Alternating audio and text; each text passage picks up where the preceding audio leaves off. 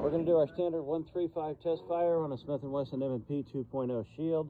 We did a trigger job with an Apex trigger, a lot of polishing on the strike, and additional internal polishing on the parts. Trigger pull feels pretty nice, a really good little carry gun. So we're just going to do function check, standard 136, standard 136, and make it, check it, go from there. This thing, because it's so light, and I've taken One shot to make sure the slide locks back and we don't have any surprises.